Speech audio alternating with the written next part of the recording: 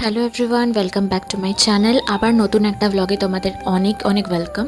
তো এই ব্লগটা হচ্ছে আমাদের মায়াপুর যাওয়ার ব্লগ। তো এই দিন আমরা সকালবেলা উঠে একটু হালকা কিছু খাবার খেয়ে বেরিয়েছিলাম হচ্ছে মায়াপুরের উদ্দেশ্যে।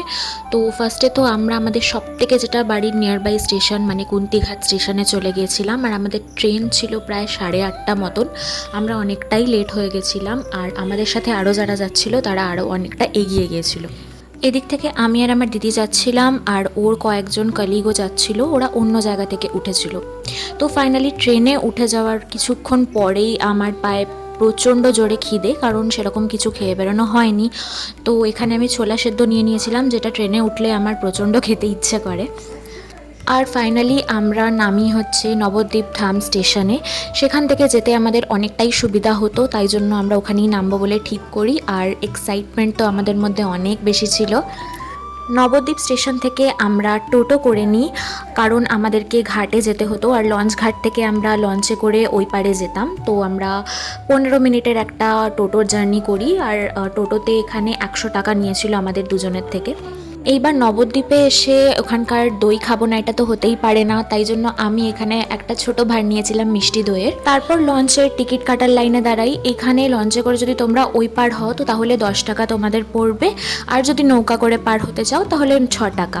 তো আমরা ফাইনালি লঞ্চের টিকিট কেটে ফেলি। সেই দিনের ওয়েদারটা এতটা সুন্দর ছিল, আর খুব সুন্দর মেঘলা করেছিল আকাশটা, আর সুন্দর হাওয়া দিচ্ছিল, আর একদমও গরমে কষ্ট হচ্ছিল না। লঞ্চে করে ওই পারে যাওয়ার যে একটা অনুভূতি, এটা ভীষণ সুন্দর আর খুব আলাদা। পুরোটা রাস্তা যেইটুকু টাইম আমরা গঙ্গা পার হয়েছি, ভীষণ এনজয় করতে করতে পার হচ্ছিলাম। মনের মধ্যে একটা সুন্দর এক্সাইটমেন্ট ছিল যে অনেক দিনের ইচ্ছের পর আমরা ফাইনালি মায়াপুর যাচ্ছি আর দর্শন করতে পারবো।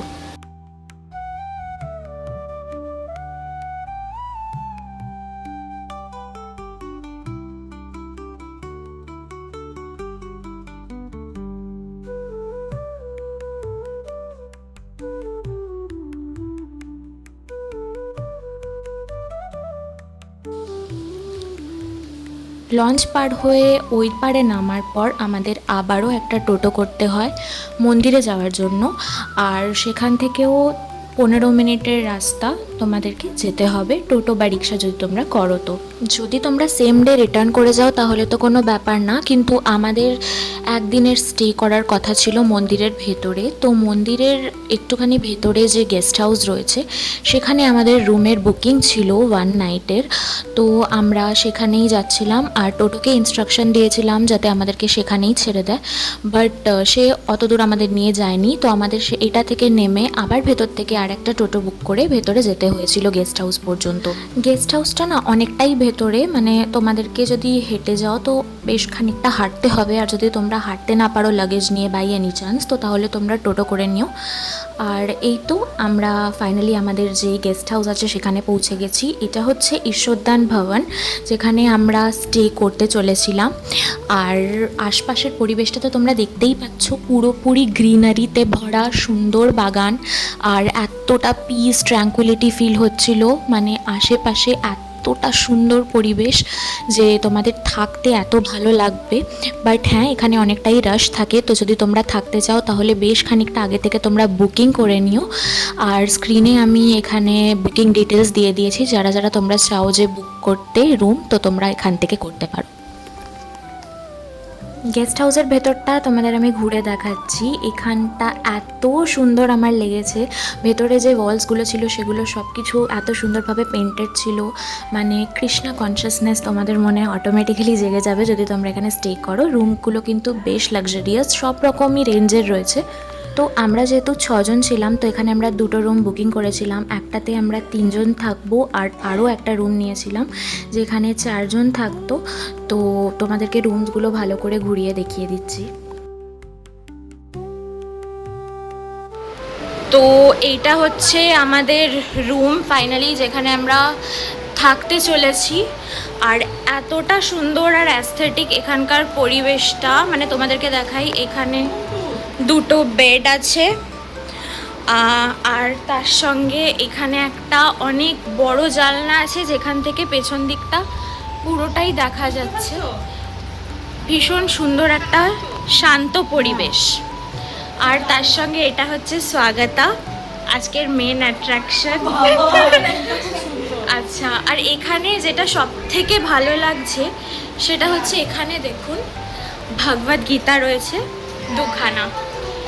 এত ভাল লেগেছে এই জিনিসটা, মানে এখানে এইরকম আমি কোথাও কোনোদিনও দেখিনি।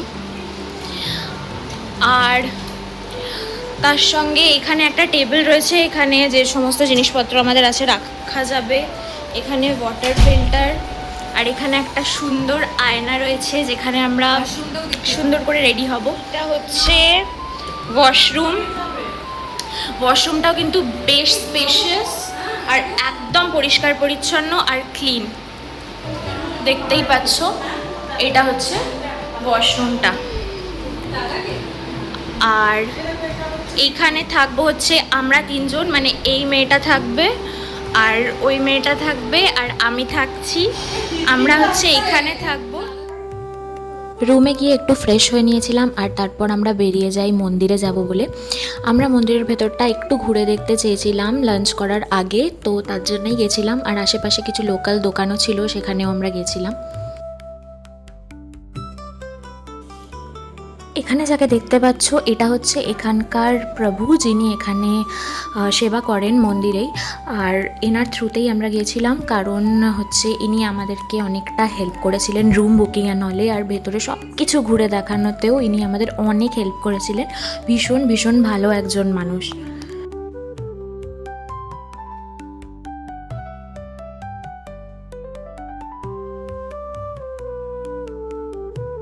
কিছুটা ঘোরাঘুরি করার পর আমরা লাঞ্চ করতে চলে এসেছিলাম। আর এটা হচ্ছে গেস্ট হাউসের ভেতরেই হচ্ছে লাঞ্চের জায়গা রয়েছে, যেখানে তোমাদের অনেক লম্বা একটা লাইনে দাঁড়িয়ে কুপন কেটে তারপর লাঞ্চ করতে হয়। আর ভেতরটা পুরোপুরি এয়ার কন্ডিশন, তো তোমাদের কোনো কষ্টই হবে না। আর খাবার দাবারও অনেকটাই ভালো। আর টোটাল খাবার দাবারের যে কস্ট সেটা হচ্ছে 200 করে পার হেড। তার মধ্যে নিরামিষের অনেক কিছু আইটেম থাকবে থালি, আর খাবারের কোয়ালিটি থেকে শুরু করে টেস্ট সব কিছুই খুব ভালো।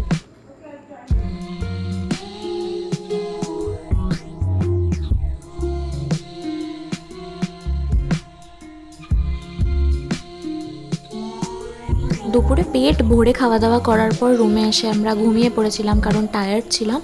বিকালবেলা উঠতে না উঠতেই আমরা মন্দিরে চলে গেছিলাম সন্ধেবেলা আরতির জন্য। আর আরতি যেহেতু মন্দিরে ফোন অ্যালাউড না, জমা করে যেতে হয়েছিল, তার জন্য কোনো ভিডিও ক্লিপ আমরা নিতে পারি। আর আরতি দেখে বেরোনোর পর এখানে মাধবাস বলে একটা রেস্টুরেন্ট আছে ভেতরেই, সেখান থেকে আমরা আইসক্রিম খেয়েছিলাম। তো এখানে অনেক কিছু পাওয়া যায়, চাউমিন, ধোসা, তারপর আরও অনেক রকমের ফুড আইটেমস, যেগুলো কিন্তু 100% পুরোপুরি নিরামিষ। তো এখান থেকে অনেক কিছু খাবারের অপশন। তারপর আমরা এখানে লোকাল স্টোর ভিজিট করি, আর সেখান থেকে অনেকের জন্য গিফট আইটেমস কিনেছিলাম, আরও অনেক কিছু শপিং করেছিলাম। তো সেই ক্লিপসগুলো এখানে নেওয়া হয়নি, বাট আমরা অনেকটাই মজা করি। আর রাত্রে অনেকক্ষণ আমরা বাইরে ছিলাম, কারণ আমরা অনেক হই হট্টগোল করছিলাম, অনেক এনজয় করছিলাম।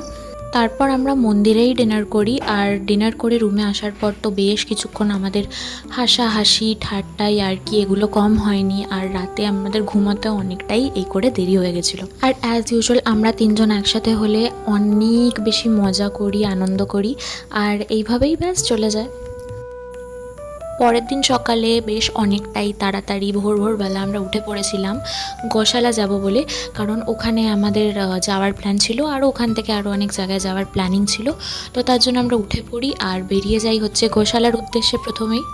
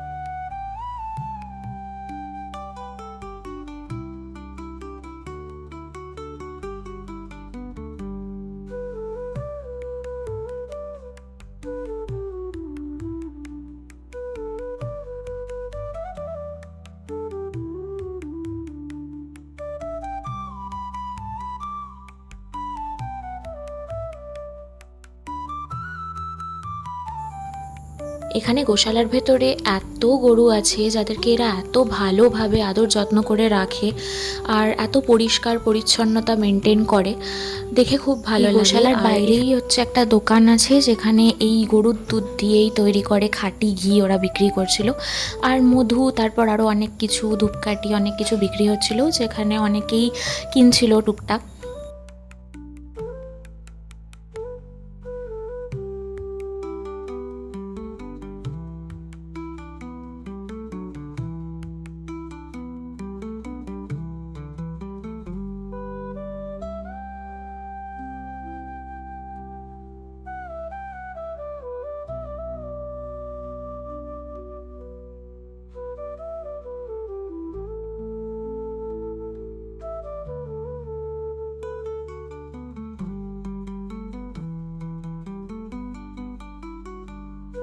এরপর আমরা ঘুরতে ঘুরতে পৌঁছে যাই প্রভুপাদ ভিলেজে।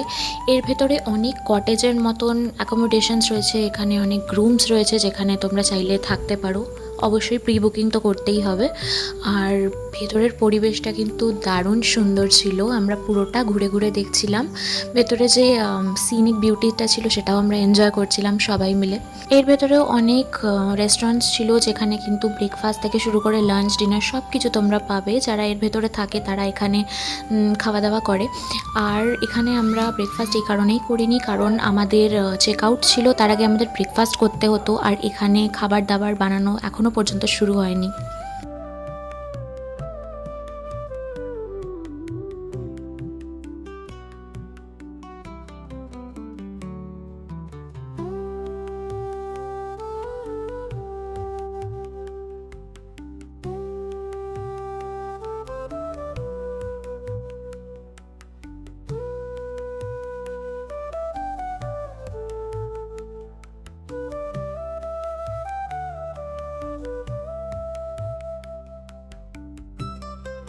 আমাদের রুম থেকে চেক আউটের টাইম ছিল সকাল 9টায়, তো তার আগে আমাদেরকে কোনো রকমভাবেই ব্রেকফাস্ট করে নিতে হতো। তো এখানে ঘুরে ঘুরে আমরা বাইরেটা এসেছিলাম, সেখানে আমরা দেখতে পাই যে গোবিন্দাস বলে একটা রেস্টুরেন্ট ওপেন ছিল যেখানে ব্রেকফাস্ট অলরেডি স্টার্ট হয়ে গেছিলো। তো এখানেই আমরা ঢুকে পড়ি আর অর্ডার করি হচ্ছে মশালা দোসা। সবাই এটাই অর্ডার করেছিলাম, শুধু একজন আমাদের মধ্যে উত্তাপাম অর্ডার করে। আর এটা তো পুরোপুরি তোমরা জানো যে নিরামিষ, বাট সাইজটা এতই বড় ছিল দোসার, এত ক্রিস্পি ছিল, একজন তো খেয়ে অনেকটাই বেঁচে যাওয়ার মতন। আর টেস্ট নিয়ে তো কোনো কথাই হবে না, ভীষণ সুন্দর, অসাধারণ টেস্ট ছিল। ব্রেকফাস্ট করে আসার পর আমরা ফাইনালি চেক আউট করে ফেলি, আর তারপর আমরা ফাইনালি মন্দিরের বাইরে বেরিয়ে যাই বাড়ি যাওয়ার উদ্দেশ্যে। তো আমাদের ট্রিপটা এখানেই শেষ হয় মোটামুটি। বাড়ি যাওয়ার পথে ফেরার সময় আমরা নবদ্বীপ থেকে আবার একটা বড় ভাঁড় কিনে নিয়েছিলাম মিষ্টি দইয়ের, কারণ নবদ্বীপের দই তো তোমরা সবাই জানো ভীষণ টেস্টি হয়। তো ব্যাস, এই ট্রিপটা এইটুকুই ছিল। যদি তোমাদের ভালো লেগে থাকে তো তাহলে অবশ্যই ভিডিওটাকে লাইক করে দিও, আর চ্যানেলটাকে সাবস্ক্রাইব করতে ভুলো না আরও এরম অনেক ভিডিওসের জন্য। আবার দেখা হবে নেক্সট কোনো একটা ভিডিওতে। ততক্ষণের জন্য বাই, আর ভালো থেকো।